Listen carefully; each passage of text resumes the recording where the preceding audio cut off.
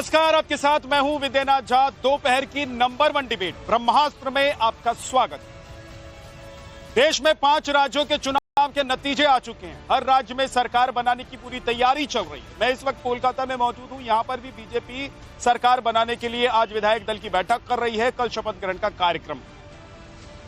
तो ये जो सियासी गर्माहट थी चुनाव को लेकर, ये थोड़ी सी अभी शांत हो रही थी कि एक और बड़ी खबर ने पूरे देश में सियासत को गर्म कर, और वो खबर यह है कि वंदे मातरम को राष्ट्रगान के दर्जे में लाने की पूरी तैयारी केंद्र सरकार ने कर। केंद्रीय कैबिनेट ने इस प्रस्ताव को मंजूरी दे दी, जिसके बाद होगा ये कि जो कानून राष्ट्रगान पर लागू होता है वही कानून राष्ट्रगीत पर भी लागू होगा।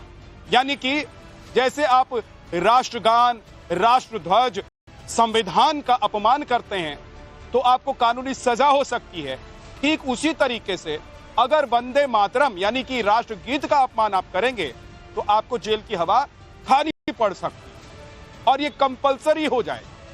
आपको राष्ट्रगान की तरह राष्ट्रगीत का भी सम्मान करना पड़े। लेकिन यह खबर कुछ पार्टी और उनके नेताओं को नागवार गुजर। सेकुलरिज्म का झंडा उठाने वाली कांग्रेस हो, AIMIM के नेता हो, या फिर वो कट्टर लोग जो राष्ट्रगान का विरोध, राष्ट्रगीत का विरोध करते आए हैं, वो कह रहे हैं कि बीजेपी जानबूझकर इसे थोपने की कोशिश कर। वो कह रहे हैं कि राष्ट्रगीत राष्ट्र के प्रति सम्मान के लिए नहीं है, बल्कि ये हिंदू देवी देवताओं की आराधना है। इसी पर माहौल गर्म है। तो आज इसी मुद्दे पर डिबेट करेंगे। हमारे साथ खास मेहमान होंगे, लेकिन सबसे पहले आपको एक रिपोर्ट दिखा। बीजेपी चाहती है कि राष्ट्रगान की तरह वंदे मातरम को समान दर्जा देने के साथ इसे अनिवार्य किया जाए, लेकिन खुद को सेकुलर कहने वाले कांग्रेस और दूसरे दल वंदे मातरम को अनिवार्य किए जाने के खिलाफ हैं। अभी तक वंदे मातरम को अनिवार्य नहीं किया गया है, लेकिन अब केंद्र की मोदी सरकार ने वंदे मातरम को राष्ट्रगान जन गण मन के समान दर्जा देने का फैसला किया है। पश्चिम बंगाल विधानसभा चुनाव में बीजेपी को मिली जीत के बाद हुई मोदी कैबिनेट की पहली बैठक में यह फैसला लिया गया। बैठक में राष्ट्रीय गौरव अपमान निवारण अधिनियम 1971 में संशोधन के प्रस्ताव को भी मंजूरी दी गई है, लेकिन मोदी सरकार के इसी फैसले के खिलाफ पूरा विपक्ष एकजुट होकर खड़ा हो गया है। पहले संविधान का प्रिएम्बल तो जाके देख लो ना। प्रिएम्बल देखा है ना संविधान देखा है, बस आके नफरत की बात कर रहे हैं ये लोग। अरे भाई साहब, जन गण मन जो हमारा सॉन्ग है, दिल खोल के पढ़ते हैं, खुशी से पढ़ते हैं, गर्व महसूस करते हैं हम पढ़ने वक्त। लेकिन वंदे मातरम जो है, देखिए वंदे मातरम का हम आदर करते हैं, हम सम्मान करते हैं, मगर आप किसी को जबरन फोर्स नहीं कर सकते कि आपको ये पढ़ना ही पड़ेगा।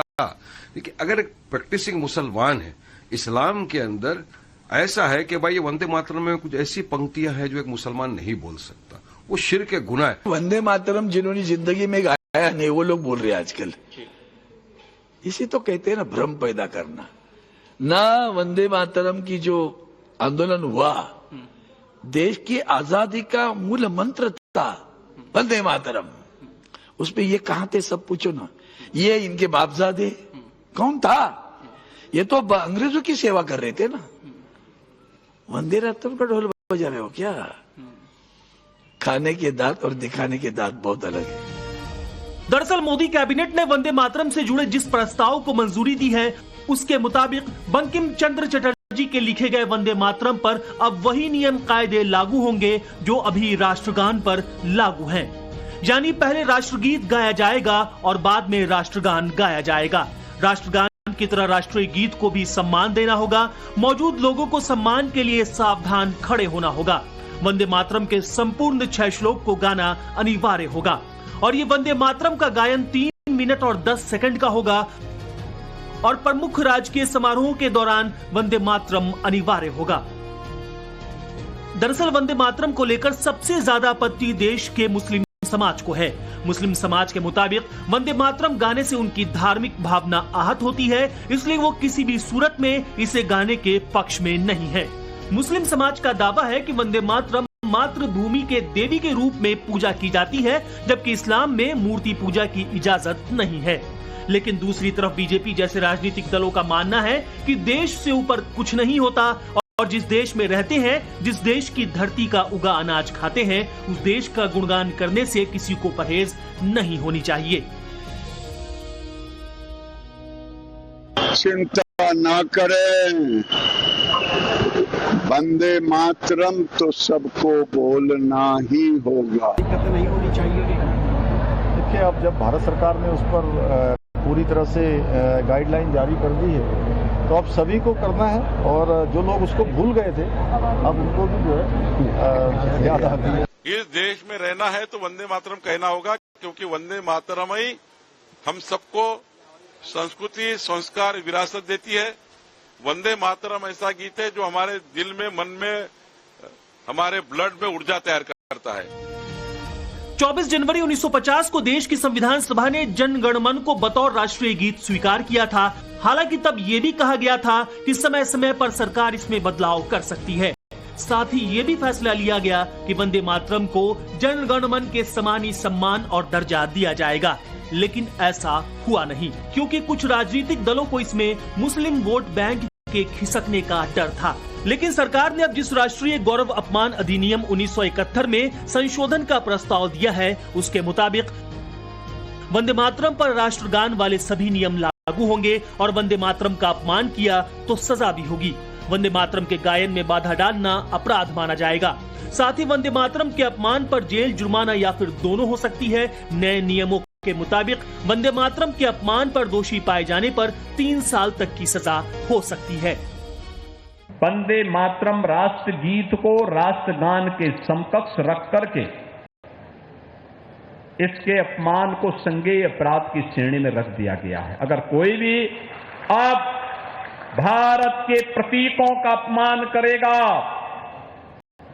तो उसको सजा होगी और ये नहीं चल सकता है कि रहेंगे, खाएंगे भारत में, रहेंगे भारत में और दुश्मन के गीत गाएंगे।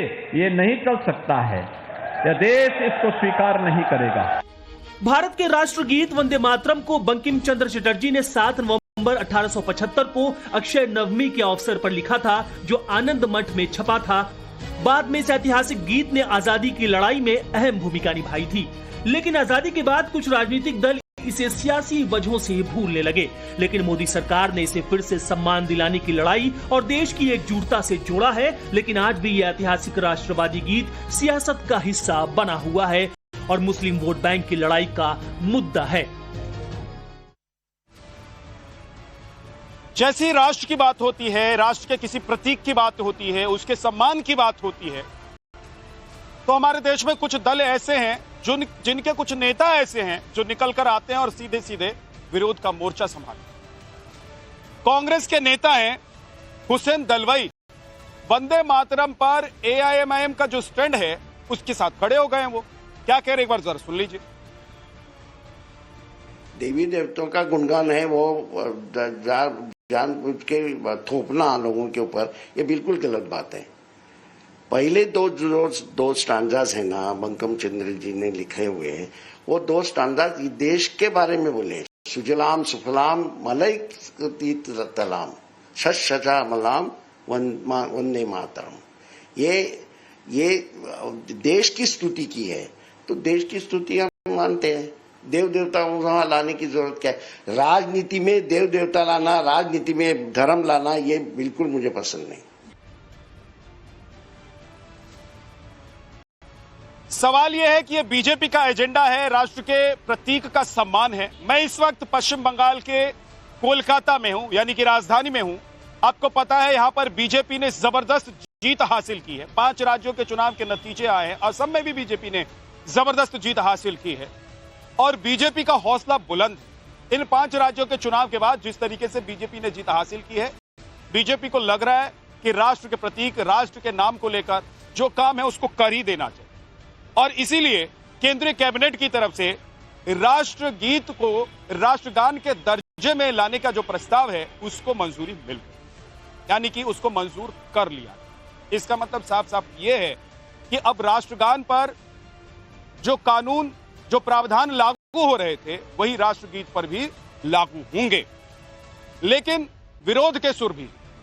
हमारे साथ इस पर बात करने के लिए डॉक्टर कौशल कांत मिश्रा, बीजेपी के प्रवक्ता, सूर्य मैथिल पॉलिटिकल एनालिस्ट, के शर्मा कांग्रेस के नेता, Hafiz Noor Ahmed Azhari, state president Muslim personal law board of India, Mohammad Nafees Ansari, political analyst, AIMIM के नेता मौजूद। आप सभी का बहुत बहुत स्वागत है।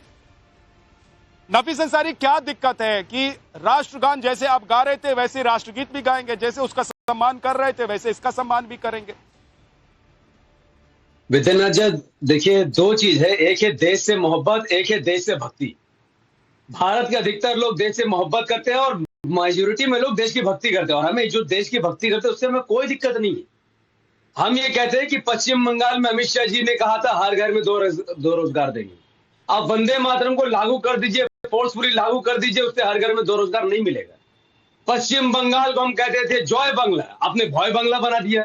इतना ज्यादा इधर हिंसा है। हाफिज नूर, मैं वंदे मातरम पर ही बात कर रहा हूँ। मैं ये कहना चाहता हूँ सर, वंदे मातरम का मतलब क्या? एक सेकंड सर, वंदे मातरम का मतलब है नफीस सर, वंदे मातरम। नफीस, एक सेकंड रुक जाइए, आवाज आ रही है। दो अलग अलग मुद्दों को मत मिलाइए। रोजगार के मुद्दे पर सरकार को आप घेरना है, आप घेरिए, लेकिन जहां पर बात आती है राष्ट्र की, जहां पर आती है राष्ट्र के प्रतीक की, जहां पर आती है राष्ट्र के स्वाभिमान की, उसको आप रोजगार से मत मिलाइए। आप इस सवाल का जवाब दीजिए कि राष्ट्रगान की तरह राष्ट्रगीत का सम्मान करने में आप लोगों को क्या तकलीफ है? देखिए सर, राष्ट्रगीत का तो मुसलमान सम्मान करते ही, हमने कब अपमान किया? हम ये कह रहे हैं कि हम इसे नहीं बोल सकते। हम देश से मोहब्बत करते हैं, देश की भक्ति नहीं करते। जैसा कि बाकी धार्मिक ग्रंथों में लिखा है, एकम एवदितम एक ओमकार नतस्य प्रतिमा अस्ति, कि परमेश्वर सिर्फ एक ही है। वैसे ही हमारा इस्लाम भी कहता है कि जो अल्लाह है, परमेश्वर तो सिर्फ एक है। हम जमीन के टुकड़े को भगवान नहीं मानते, उससे मोहब्बत करते हैं। रसूलुल्लाह सल्लल्लाहु अलैहि वसल्लम जब मदीना गए थे, वो मदीना से मोहब्बत करते थे। भारत का मुसलमान भारत में रहता है, वो उससे मोहब्बत करता है, उसकी वंदना नहीं करता है। और हम कहते हैं कि भारत से मोहब्बत होता है, भारत के 140 करोड़ लोगों से हमें मोहब्बत है। उन 140 करोड़ लोगों के लिए जो भी उनके हित में बेहतर होगा वो हम करेंगे। सरकार के साथ मातृभूमि में मोहब्बत करना और उनकी भक्ति करने में फर्क है। उसके पैरों में जन्नत है। यही प्रॉब्लम है। अरे सर, अभी तुमने क्या कहा? हमारी माँ वो है जितने सर बीच में अगर बोल रहे तो बात नहीं चलेगी। ये बताओ, हाँ, मैं आपको जवाब दे रहा हूँ सर, मैं आपको जवाब दे रहा हूँ। उसके पैरों में जन्नत होती है, कुरान में लिखा है। मैं जवाब दे रहा हूँ। यस मैं जवाब दे रहा हूँ सर। रुकिए, आपके यहाँ पर सवाल उठा रहे हैं, जवाब देने की क्षमता क्यों नहीं रख रहे? कैसी बातें कर रहे हो तुम? सर आप जवाब क्यों नहीं सुन रहे? आप सवाल उठा रहे हैं, जवाब दीजिए। सुनो, नहीं देश में रहते जो मेरी माँ है उस सर, देश के जना जी, क्या मैं इनके सवाल का जवाब दूं? चीन बोल रहे हैं, जवाब नहीं सुन रहे। चीन के अंदर आपका सवाल अच्छा है, पर जवाब सुनिए। चीन की सरकार ने क्या हाल किया? आप जवाब तो कभी सुनिए। उधर मुसलमानों के लिए सूर्य मैथिल उनको कंप्लीट करने दीजिए। सूर्य मैथिल उनको कंप्लीट करने दीजिए। सूर्य मैथिल सर, मुझे बोलने सूर्य मैथिल नफीस को कंप्लीट करने दीजिए, उसके बाद बोलिएगा। विद्यानाथ जी, देखिए इन्होंने माँ का एग्जाम्पल दिया है। हाँ, जिस माँ ने हम अपनी कोख से हमें जन्म दिया है, उस माँ का हम सम्मान करते हैं, हम उनको कहीं नहीं फेंकते हैं। हमारा इस्लाम सिखाता है उनके पैर के नीचे जन्नत है, हम मानते हैं, उनका सम्मान करते हैं, खिलाते हैं, पिलाते हैं, उनको खुश रखने के साथ टाइम देते हैं। अच्छा। भारत माँ है ये आप कहते हैं, हम भारत की जमीन को माँ नहीं मानते बल्कि उससे मोहब्बत करते हैं। आप माँ कहते हैं, आप समझिए माँ, हमें तो कोई दिक्कत नहीं है, ना हम मजाक उड़ाते हैं ना इसका अपमान करते हैं, हम भी सम्मान करते हैं। लेकिन भारत की 140 करोड़ लोग आज, अरे सर सुनिए, आज जो चाइना की बात है वो हम करते हैं। नहीं, उंगली नीचे रखिए, हम करते हैं सम्मान। हमें धमकी देने की जरूरत है, हम करते हैं। हम देश के हिंदू का भी सम्मान करते हैं, क्रिश्चियन का भी सम्मान करते हैं, वो सम्मान घर के नहीं है, वो सम्मान दिल से करते हैं, घर के सम्मान नहीं करते हैं। वो हाथ से सीखने की जरूरत नहीं है सर, हाथ से सीखने की जरूरत नहीं है। और आप चाइना के एग्जाम्पल या मुझे विद्यानाथ जी होंगे इनको, आप चाइना जाइए, आप जाइए बांग्लादेश। एक सेकंड सर रुकिए, आप चाइना के एग्जाम्पल गलत कर रहे हैं। और नफीस, दोनों का ऑडियो कम कर दीजिए, दोनों लोग रुक जाइए। हाफिज नूर अजहरी, दोनों का ऑडियो कम कर दीजिए, दोनों लोग रुक जाइए। हाफिज नूर अजहरी, अगर आप राष्ट्रगीत गाते हैं, राष्ट्रगान गाते हैं, राष्ट्रध्वज को सम्मान देते हैं, सलाम करते हैं, सलामी ठोकते हैं, तो इससे क्या इस्लाम का अपमान हो जाता है? क्या आपके धर्म की क्षति हो जाएगी? आप मुसलमान नहीं रहेंगे। सबसे पहले मैं सूर्य मैथिल भाई आपको बताना चाहता हूँ कि हम लोग जन्नत की भी पूजा नहीं करते हैं, हम लोग मस्जिद की भी पूजा नहीं करते, हम लोग सिर्फ अपने परवरदिगार, अपने रब, अपने अल्लाह की पूजा करते। समझ लेना मेरी बात को, बातें ध्यान से सुन लेना, बाद में जो आपको कहना। वंदे मातरम इस देश की आजादी की लड़ाई से जुड़ा हुआ एक ऐतिहासिक गीत है, उसका अपना सम्मान है, उस सम्मान से किसी को इनकार नहीं, और इनकार हो किसी को हो भी नहीं सकता, किसी को भी, हिंदू हो, मुसलमान हो, किसी मजहब का शख्स, क्योंकि देश की आजादी के लिए सबने कुर्बानियां दी हैं। लेकिन आज जो फैसला लिया जा रहा है, असल चिंता वहां से शुरू होती है, और चिंता होनी चाहिए, क्योंकि अपनी अकीदत को, अपने मजहब को, अपनी सोच को दूसरे मजहब के लोगों पर थोपना, ये भारतीय जनता पार्टी की सरकार में जो बैठे हुए लोग हैं उनकी आदत है। तो वो सत्ता और पावर और जनसंख्या, सुनो ना, सुन तो लो यार, सत्ता और पावर और जनसंख्या का दुरुपयोग कर रहे हैं। बीच में मत बोलिए, सत्ता ये मैं अलाउड नहीं करता हूं, प्लीज बीच में मत बोलिए, कंप्लीट करने दीजिए उनको। सत्ता और पावर जनसंख्या का दुरुपयोग कर रहे हैं। क्या किसी गीत के सम्मान को, क्या किसी के गीत के सम्मान को कानून और सजा के साथ जोड़ा जाना चाहिए? हमारा संविधान हर नागरिक को अपने ज़मीर और अपने यकीन के मुताबिक जीने की आजादी देता है। अगर किसी को मजबूर किया जाएगा कि वो एक खास तरीके से अपने देशभक्ति साबित करे, तो संविधान की भावना के खिलाफ जाएगा। नूर साहब रुक जाइए। आज देश कौशल कांत जी, क्या आप लोग अपनी विचारधारा, अपनी सोच का मुद्दा है और अपनी जो राष्ट्रभक्ति है, आप लोग जिस तरीके से राष्ट्रभक्ति दिखाते हैं, उसको दूसरे लोगों पर थोप रहे हैं, या सच में आप लोग चाह रहे हैं कि एक ऐसा गीत रहा है जिसका सम्मान आजादी से लेकर आज तक लोगों के मन में रहा है, तो वो दिखाई भी देना चाहिए, और राष्ट्र का एक प्रतीक है ये गीत, राष्ट्र के सम्मान का प्रतीक है, तो इसका सम्मान जेन्युइनली होना चाहिए, इसलिए आप लोगों ने कैबिनेट में इसको मंजूर किया। सर्टिफिकेट दिया जाएगा देशभक्ति का क्या? अजहरी साहब अब मुझे बोलने देंगे? अजहरी साहब अब शांत हो जाइए। आप सबसे पहले तो हमें ये समझना पड़ेगा कि 1870 में जब बंकिम दा ने ये गाना लिखा था, तो 1896 में पहला अधिवेशन जब कांग्रेस का हुआ था, जिसमें हिंदू मुसलमान सब शामिल थे, सब लोगों ने एक साथ गाया था। 1905 तक एक साथ गाया गया। 1905 में बंगाल का विभाजन हुआ। बंगाल का विभाजन करके पूर्वी बांग्लादेश और पश्चिमी बांग्लादेश अंग्रेजों ने जब बनाया था, तो उसका विरोध करके स्वदेशी आंदोलन का नारा बना यही वंदे मातरम। उस समय हिंदू मुसलमान सब एक साथ गाते थे। 1923 तक सारे हिंदू मुसलमान वंदे मातरम एक साथ गाते थे। 1922 और 20 के आसपास खिलाफत आंदोलन जब हुआ, जब मुस्लिम कट्टरपंथ आगे बढ़ा, उसके बाद 1923 में काकीनाडा में जब कांग्रेस का अधिवेशन हुआ था, तो उस समय कांग्रेस के जो अध्यक्ष थे वो शायद मोहम्मद अली जौहर थे, और उन्होंने वंदे मातरम का पहली बार कांग्रेस के स्टेज पे विरोध किया था। और उसके बाद भी पंडित विष्णु दिगंबर जी जो थे, उन्होंने इस गाने को गाया था, और उस समय मोहम्मद अली जौहर उस स्टेज को छोड़ के चले गए थे। यानी कि जब जब कट्टरपंथ आगे बढ़ा है, उसने वंदे मातरम का विरोध किया है।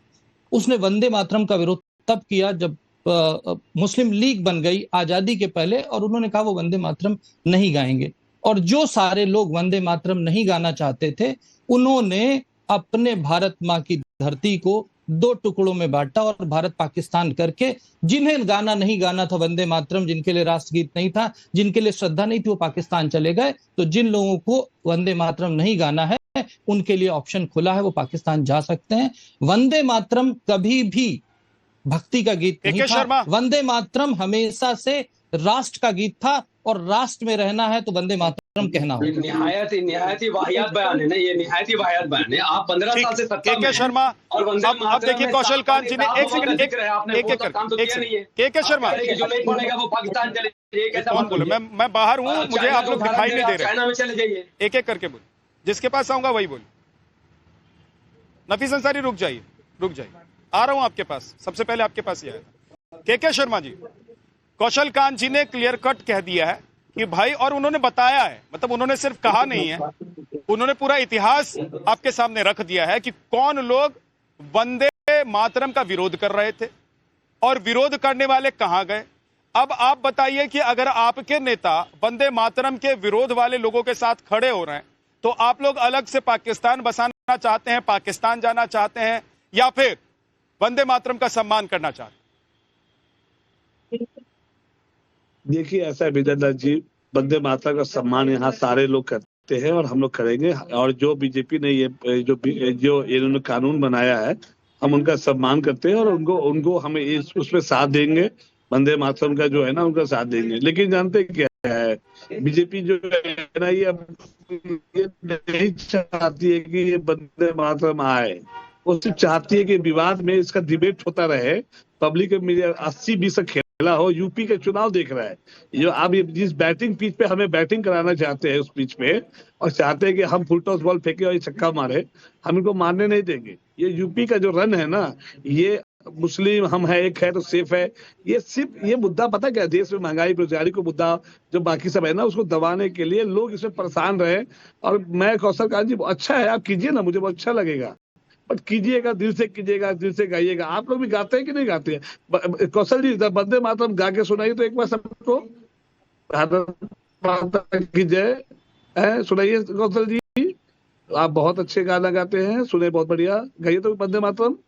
याद है कुछ कि खाली बोलना ही चाहता है? पहले ये तो क्लियर कर दीजिए के शर्मा जी, पहले ये तो क्लियर कर दीजिए। सुनिए, आपने बातों को गोल घुमा दिया। आप ये क्लियर कर दीजिए कि किदवई साहब, दलवई साहब, माफ कीजिए, दलवई साहब जो कह रहे हैं वो कांग्रेस का स्टैंड है, कि आप जो कह रहे हैं वो कांग्रेस का? अरे दलवई साहब अपनी कांग्रेस नहीं है, वो कांग्रेस। मैं कह रहा हूँ हुसैन दलवई अपनी बात से कह रहे हैं, वो कांग्रेस का स्टैंड है। आप लोगों की मंशा है, या आप जो कह रहे हैं वो आप लोगों की मंशा है? नहीं, हम कौशल कांत जी को कहे एक गाना सुना के दिखाइए, राष्ट्रगान है ना, वही सुनाइए। बंदे सुजलाम सुफलाम मजले सत्य श्यामलम मातरम। गाना नहीं है, पहली बात गाना नहीं है, इनको अभी सुनाओ। आपकी मानसिकता यही समझ में आ रही है। एक सेकंड शर्मा जी, मुझे एक चीज बता दीजिए। अरे सुन लीजिएगा, आप सुनेंगे, आप सुन लीजिएगा उसको। डिबेट के बाद कौशल कांत जी से मिलिएगा और सुन लीजिएगा, उनका वीडियो भी बना लीजिएगा। नहीं, लेकिन ये सब कई बार आप लोग कर चुके हैं। अब सीधे मुद्दे पर रहिए। मैं ये कह रहा हूँ कि हुसैन दलवाई जो कह रहे हैं वो कांग्रेस की बात है, मानसिकता है, या आप जो कह रहे हैं वो कांग्रेस की मानसिकता है? और विद्यानाथ जी आप भी कहिए ना, आप भी सुनाइए तो आपको आता होगा। विद्यानाथ जिस टॉपिक को आप कर रहे हैं, आपको आता है गाना गाने? अरे सुजलाम सुफलाम सस्य श्यामलम, मैं सुना चुका हूँ सर, मैं कई बार सुना चुका हूँ। कितना आप चाहे तो पीछे का वीडियो उठा के देख लीजिए, लेकिन सिर्फ वक्त खराब करना चाह रहे हैं आप कि मैं इस पर लड़ता रहूंगा कि सुना दो। वक्त मत खराब कीजिए। मैं एक बात कह रहा हूँ, सवाल का जवाब दीजिए। ये सब हो चुका है और मैं वंदे मातरम पूरा पढ़ के सुना चुका हूँ कई बार। आप जैसे नेता जो सिर्फ बहानेबाजी करते हैं उनको सुना चुका हूँ। अब नहीं सर, अब सीधे सवाल का जवाब दीजिए। हुसैन दलवाई जो कह रहे हैं वो कांग्रेस का स्टैंड है, वो कांग्रेस की मानसिकता है, विचारधारा है, या आप जो कह रहे हैं कि नहीं हम तो कानून का सम्मान करेंगे, वंदे मातरम का सम्मान करेंगे, वो कांग्रेस की मानसिकता और स्टैंड है? जो कानून बन जाएगा उसका हम सम्मान करेंगे। कानून जो बनेगा, कानून से बाहर कोई नहीं है। विद्यानाथ जी हम तो मतलब कांग्रेस में फूट है? एक सेकंड, कोई दूसरा नहीं बोलेगा। जब कानून बन मैं ये कह रहा हूँ, यानी कि इसका मतलब कांग्रेस में फूट है। कांग्रेस में कई विचारधाराएं हैं। एक विचारधारा है हुसैन दलवाई का, एक विचारधारा है के शर्मा जी का, और एक विचार है राहुल गांधी जी का। कहते हैं ना, देखिए सुनिए, आप लोगों की कई विचारधाराएं हैं। थोपता नहीं है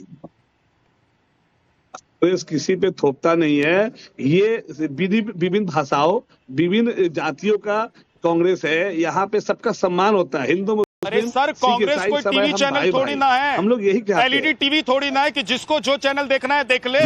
कांग्रेस एक पार्टी है और उसकी एक विचारधारा है, उसकी एक लाइन होगी, उस पर सब चलेंगे। जो नहीं चलेगा वो अपनी विचारधारा लेकर अलग पार्टी बनाएगा या दूसरी पार्टी के साथ चला जाएगा। सेकुलर है। सूर्य मैं कुछ कहना चाह रहे, बोलिए सूर्य। विद्यानाथ जी, विद्या जी, मैं अभी आप बाहर हैं इसलिए आपको शायद दिख नहीं रही होगा। मैं उन लोगों की तस्वीरें दिखा रहा हूं इस समय में जो लोग हमारे राष्ट्रीय गीत वंदे मातरम का अपमान कर रहे हैं और उसको लागू ना होने दे देश में, ये कानून उसका विरोध कर रहे हैं। देखिए, ये है राहुल गांधी जी टोपी लगाए हुए, ये है अखिलेश यादव टोपी लगाए हुए, ये है ममता बनर्जी जो कि इफ्तारी कर रही हैं, और मैं आपको 3 तस्वीरें और दिखा रहा हूं। वो लोग हैं जो इस देश के अंदर वंदे मातरम को लागू करना चाहते हैं। आदरणीय प्रधानमंत्री जी, उसके अलावा श्रद्धेय गृह मंत्री जी और यूपी के यशस्वी मुख्यमंत्री श्रद्धेय योगी आदित्यनाथ जी, मैंने ये तस्वीरें इसलिए दिखाई क्योंकि इस देश के अंदर जो टोपी लगाएगा वो इस देश में वंदे मातरम का विरोध करेगा, और इस देश के बहुसंख्यक जो हिंदू हैं यदि वो वंदे मातरम का सम्मान करते हैं, उसको गाना चाहते हैं और उसको सरकारी एक मैं कहूं कानून बनाना चाहते हैं, तो यहां पर बैठकर कांग्रेस को समूचे विपक्ष को आग लगी हुई है। मैं इनसे पूछना चाहता हूं कि जिन लोगों ने भारत की स्वतंत्रता के समय में विरोध किया कि हम वंदे मातरम नहीं गाएंगे, उनके पप्पा ने पाकिस्तान ले लिया, वो पाकिस्तान चले गए, तो इस देश में अब आप लोगों को रहने का मतलब क्या है? यदि आप बाई चॉइस इस हिंदुस्तान में रहे तो आपको यहाँ के कानून मानने पड़ेंगे, आपको जाना पड़ेगा पाकिस्तान अगर नहीं मानते। अजहरी साहब रुक जाइए ना थोड़ा, उनको बोलने दीजिए, उसके बाद आप बोलिएगा। वाहियात बोल रहा है बंदा यार, कितना माल हो गया। बोलिए अब अजहरी साहब बोलिए। इस आदमी से बदतमीजी कर रहा है चैनल पर। अच्छा मैं बदतमीजी कर रहा हूँ? बोलिए अब। मैं बदतमीजी कर रहा हूँ? मैंने आपकी असलियत दिखा दी तो मैं बदतमीजी कर रहा हूँ? राष्ट्रीय गीत का अपमान आप लोग करेंगे, राष्ट्रीय ध्वज का सम्मान नहीं करेंगे और यहाँ बैठ के ज्ञान बांटेंगे। 40 बच्चे की तो आप स्टडी चलाएंगे लेकिन देश का सम्मान नहीं करेंगे आप। ममता अगर इस तारीफ में बढ़ गई तो ममता कहां से लाते हैं ये लोग? कुछ भी बकवास कर, ममता अगर इस तारीफ में बढ़ गई तो ममता हो गई। जिन्होंने गाना नहीं था वो पाकिस्तान जा चुके हैं। सुनो AIMIM के प्रवक्ता, सुनो, इस देश के अंदर जब विभाजन हुआ था जिन लोगों ने वंदे मातरम नहीं गाना था वो पाकिस्तान चले गए, वो पाकिस्तान पहुंचकर जाओ, निकलो यहाँ से, भागो यहाँ से। मतलब इतना क्या आप लोगों को राष्ट्रगीत से दिक्कत है? जो गीत आप लोग अभी तक गाते आ रहे थे, भाई आजादी की लड़ाई में तो हिंदू मुसलमान सिख ईसाई सब गा रहे थे ना। मैं जिस कोलकाता में खड़ा हूं, जिस पश्चिम बंगाल में खड़ा हूं, ये इस राष्ट्रगीत की उत्पत्ति की जमीन है और यहाँ बीजेपी को बड़ी जीत मिली है।